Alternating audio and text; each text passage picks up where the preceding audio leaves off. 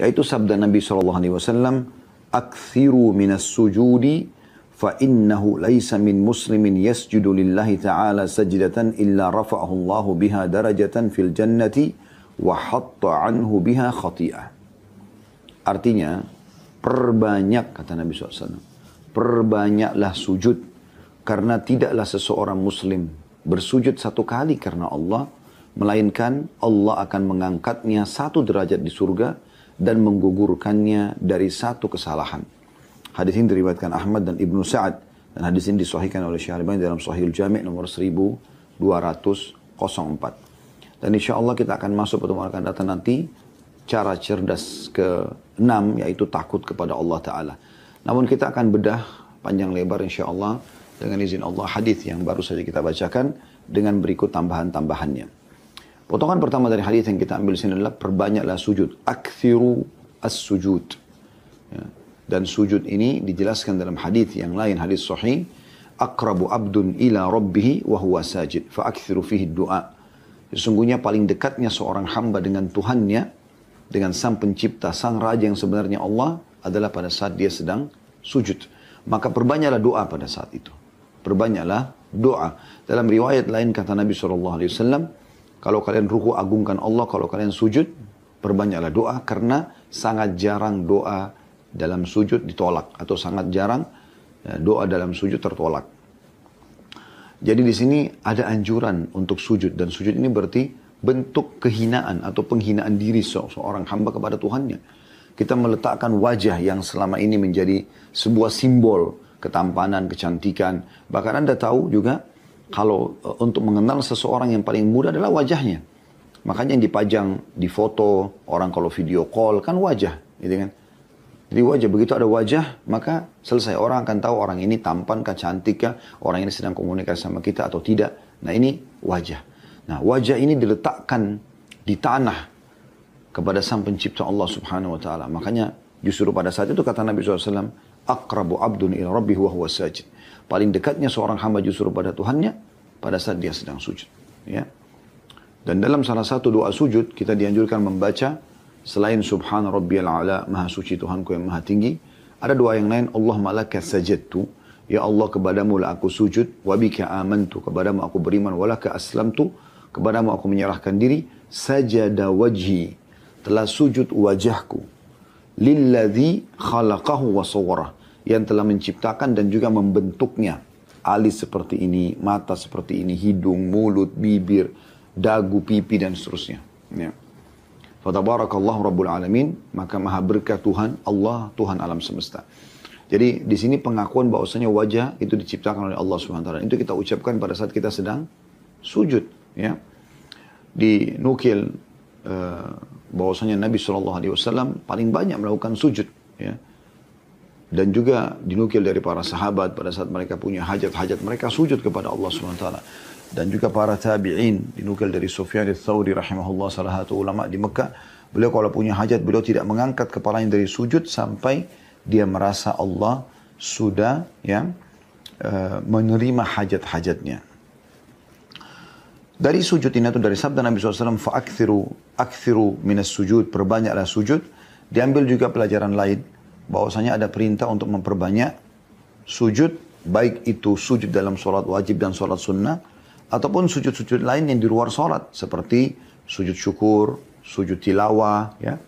Dikatakan, nanti akan kita jelaskan panjang lebar masalah sujud dalam sholat, insya Allah, tapi kita titik beratkan sujud syukur.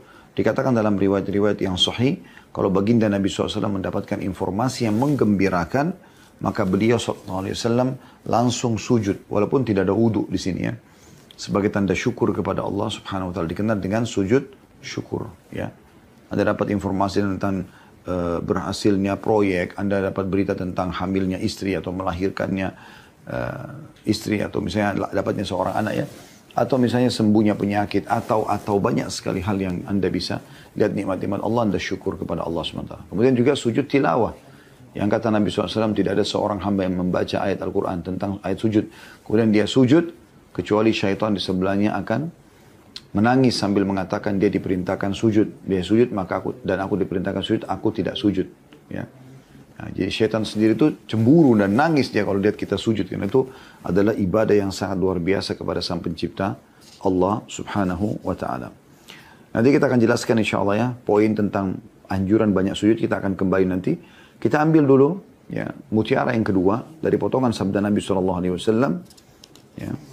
Dan atau fa innahu laisa min muslim yasjudu lillahi ta'ala sajdatan, karena tidak ada seorang muslim pun yang sujud satu kali saja karena Allah, illa rafa'allahu biha darajah fil jannah, kecuali Allah akan angkat dia satu derajat di surga. Satu kali sujud satu derajat. Mungkin Anda bertanya, satu derajat memangnya seperti apa? Derajat teman-teman di surga itu jaraknya antara langit dan bumi. Dan Anda bisa lihat bagaimana langit tingginya. Bahkan sampai sekarang belum ada, bahkan mungkin tidak akan pernah ada ilmuwan yang datang dan bisa menjamah langit dengan tangannya. Karena jauhnya jaraknya. Itu satu derajat. Bagaimana dengan setiap sujudnya satu derajat? Dan memang bahasan ini cukup banyak dalam syariat Allah SWT. Seperti misalnya juga tentang masalah orang yang melangkah menuju ke masjid. Ya. Menuju ke masjid, kata Nabi SAW, tidak ada seseorang muslim yang menuju ke masjid kecuali satu langkah kakinya akan dicatatkan satu pahala, diampuni satu dosa, dan diangkat satu derajat. Ya. Jadi kalau Anda menuju ke masjid 50 langkah berarti 50 derajat. Nah sama juga dengan ini. Anda kalau sujud, ya kita hitung misalnya subuh, sholat wajib aja. Subuh berarti Anda 4 kali sujud. Di rakaat pertama kan 2 kali, rakaat kedua 2 kali, berarti 4 kali sujud. Ya. Karena setiap rakaat 2 kali sujud kan gitu. Di sholat duhur 8 kali Anda sujud. Karena ada 4 kali, 8 kali sujud. Karena ada 4 rakaat. 1 rakaat 2 kali sujud. 8 tambah 4 tadi subuh berarti 12 kali. Jadi sudah ada 12 derajat ya. Asar juga sama. 8. Ya. Berarti 12 tambah 8, 20. Maghrib ada 6. Ya. Berarti 26. Isya ada 8. Berarti 34 kurang lebih. Jadi kalau Anda sholat wajib saja, Anda sudah diangkat 34 derajat. Ini kita baru bicara sholat wajib. Belum kita bicara sholat sunnah. Ya. Ada qobliyah subuh, 2 rakaat. Ya, berarti ada 4 kali sujud. Kan gitu.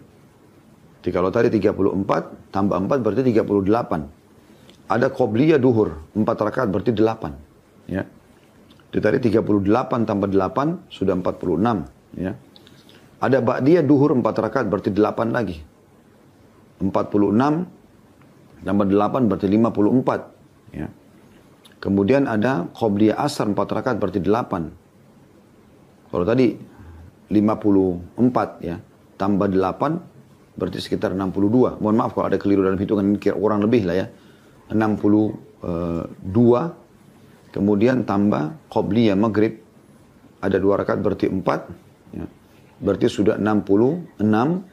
Kemudian ada ba'diyah maghrib 4. Berarti 70.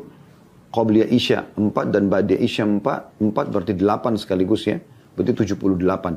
Kalau sholat ya wajib dengan sholat sunnahnya Anda penuhi sehari yang dikenal dengan sunnah rawatib, itu berarti Anda sudah 78 kali sujud, yang berarti Anda punya sekitar 78 derajat. Kurang lebih seperti itu ya.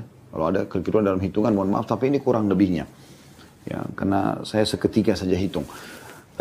Belum lagi kalau kita bicara sholat duha yang bisa 2 rakaat sampai tidak ada batas jumlah rakaat. Ya. Ada yang kerjakan 4, ada yang kerjakan 8, ada yang 12. Gitu kan. Belum lagi sholat malam, 8 rakaat dan ada witirnya. Belum sholat sunnah wudu, belum sholat taubat. Sekian banyak sujud yang bisa kita kerjakan. Ya. Dan itu bisa mengangkat derajat di surga. Demikian juga kata Nabi SAW, وَحَطَّ عَنْهُ بِهَا خَطِيئَةً. Dan 1 kali sujud itu akan menghapuskan 1 dosa.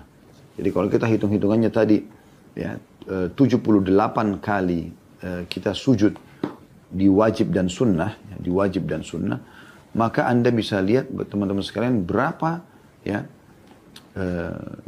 pengampunan dosanya. Berarti ada 78 dosa juga dimaafkan. Itu baru sholat wajib dan sholat sunnah yang mendampingi sholat wajib atau sunnah rawatib. Ya, bagaimana dengan diikuti dengan sunnah-sunnah yang lain seperti duha, seperti sholat malam, tadi sholat wudu, sholat taubat. Ini semuanya tahiyat masjid ya. Atau mungkin Anda sholat nafilah, tambahan pendekatan diri kepada Allah SWT. Maka ini semuanya akan mengangkat derajat dan juga pengampunan dosa. Ya.